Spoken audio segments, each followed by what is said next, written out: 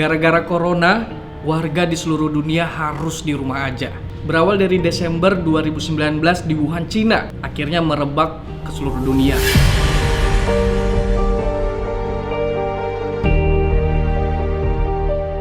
Sampai akhirnya WHO atau Organisasi Kesehatan Dunia menyatakan pandemi virus corona.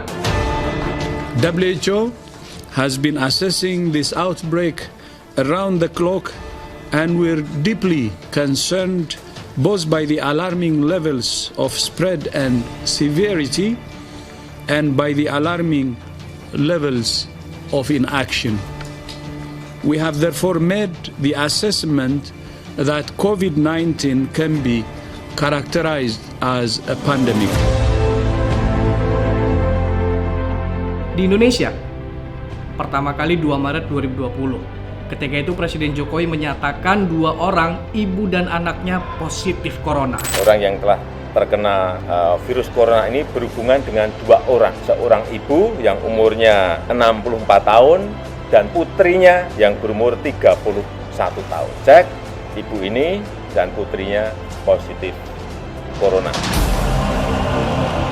Sebenarnya dari mana asalnya virus corona? Virus corona sudah ada sejak lama.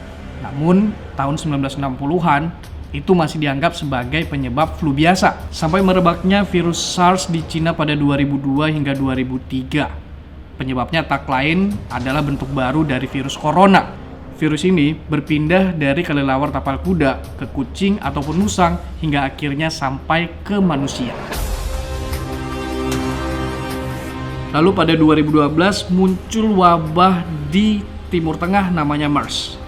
Ini virus yang ditularkan dari kelelawar ke unta baru ke manusia.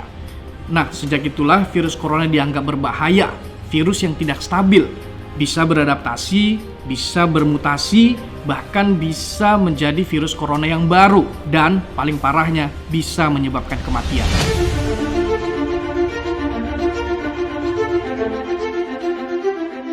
Karena bisa bermutasi, virus corona ini yang tadinya hanya bisa ditularkan dari manusia ke manusia atau hewan ke hewan, kini bisa ditularkan saling silang, bisa dari manusia ke hewan ataupun sebaliknya.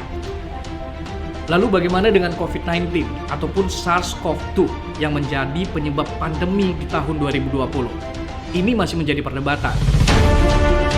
Menurut penelitian, virus corona ini bermutasi di kelelawar hingga akhirnya ditularkan ke ular dan sampai ke manusia. Ada ahli yang menjelaskan soal virus corona. Ini dia. Virus COVID-19 merupakan virus RNA yang gampang mengalami mutasi. Nah, kalau kita lihat asal-usulnya, maka sampai dengan hari ini ada 3 tipe virus COVID-19, yaitu tipe A, tipe B, dan tipe C. Nah, tipe A itu merupakan akar dari pandemi virus COVID-19 yang ada saat ini. Tipe A sangat terkait dengan keberadaan kelelawar dan terenggiling. Ada 2 klaster tipe A, yang pertama dia ada di Wuhan sendiri, dan yang kedua adalah sudah menyebar ke Amerika dan Australia. Jadi rupanya tipe A ini dibawa oleh orang-orang Amerika dan Australia yang tinggal di Wuhan, kemudian ketika pulang ke negaranya menjadi pandemi di negaranya masing-masing, yaitu di Amerika dan di Australia. Kemudian ada lagi tipe B, di mana tipe B yang merupakan turunan dari tipe A yang terjadi melalui 2 kali mutasi. Tipe B terdapat paling banyak di Wuhan. Kemudian kalau kita lihat dari perkembangannya, maka tipe B di Wuhan sendiri, di Cina itu sendiri lambat mengalami mutasi, tetapi di luar Cina dia sangat cepat bermutasi. Dan ketiga adalah tipe C yang merupakan kembaran dari tipe B yang menyebar ke Eropa melalui Singapura.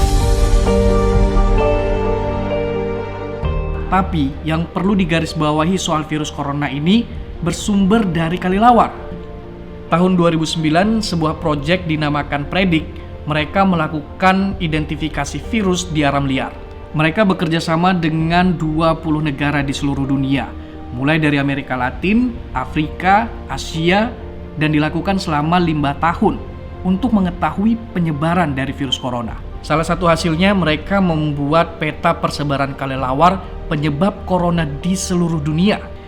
Dari 4 peta yang mereka buat, peta C merupakan yang paling mendekati dengan kondisi pandemi corona yang terjadi di dunia saat ini. Lalu, di mana tempat paling amannya di Indonesia? Salah satunya di Bali hingga Nusa Tenggara. Kira-kira sampai kapan ya COVID-19 ini berakhir? Atau pertanyaan lainnya, pandemi apa lagi yang akan kita alami? Bisakah diprediksi? Simak berita-berita lainnya di korekto.id, pasti Korekto.